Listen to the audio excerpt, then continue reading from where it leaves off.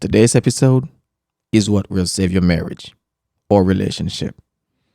I've been able to put this together thanks to the knowledge acquired from some very wise friends with decades of more experiences than me. And of course, some of my own findings from personal experiences. My name is Jim Hunter Celestin.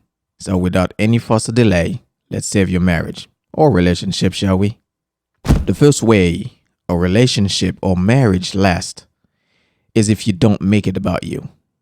You have to put yourself aside. If you're not ready to put someone else first in your life, then don't get married or don't get into a serious relationship. You can't be thinking, how is this going to make me better? How is this going to help me? Remember, you're bringing someone else into your life. It has to be about that guest. Let me ask you, are you ready to be in a serious relationship?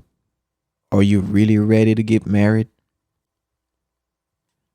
And you can only really know by asking yourself, are you generous enough to share your time, your personal place? Are you willing to share your wealth or the little money that you have? What you should be thinking going into a relationship is, how can I improve the other person's life? What can I do for my husband? What can I do for my wife? Appreciate the differences between you and your partner. Don't be selfish. Don't be annoyed by the things that you don't have in common. You did not marry yourself. Remember that.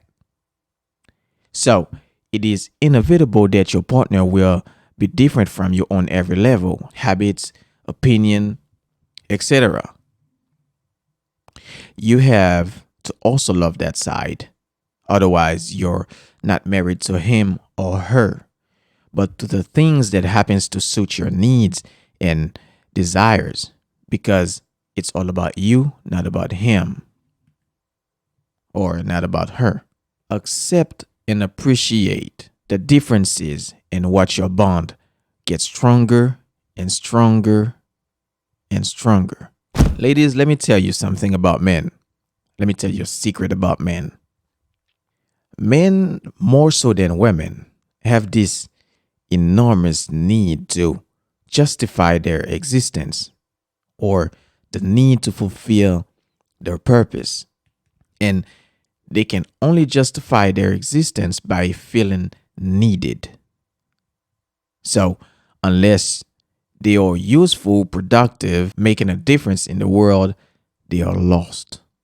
And it's so clear to see men are more likely to be alcoholic, taken over by drugs and aggressiveness because they have no way to channel that energy. They have no purpose.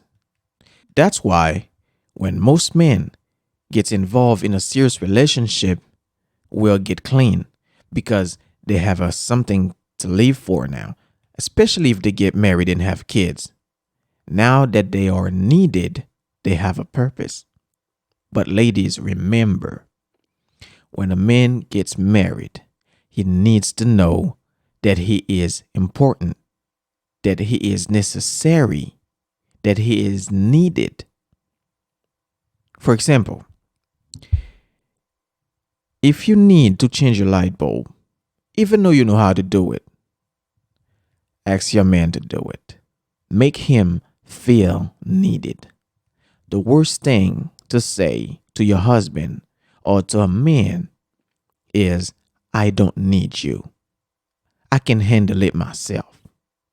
Ladies, anything your man does for you, give him credit for it, even though that's not exactly what you needed from him.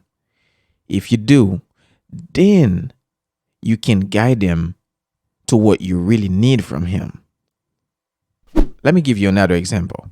The same way when you ask a baby to bring you this one thing, but keep on bringing you something else, you don't get mad.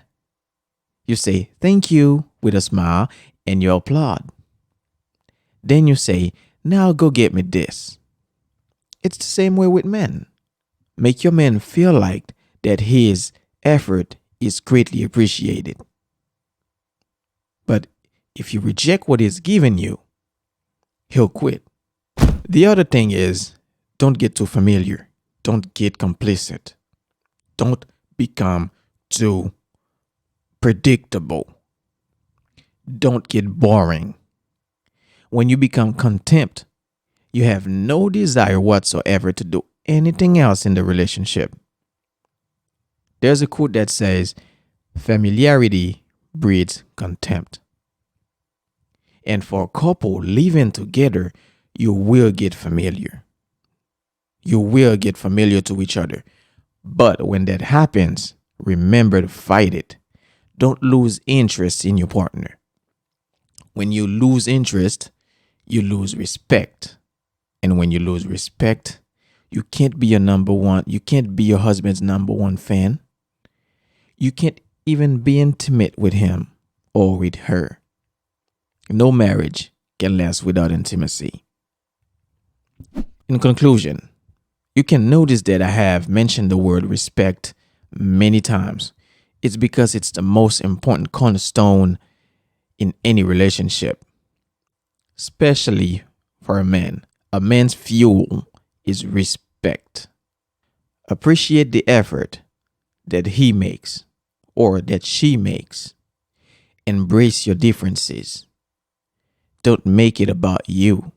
Remember, you have welcomed a guest into your life. And lastly, don't get contempt. Don't be boring or predictable.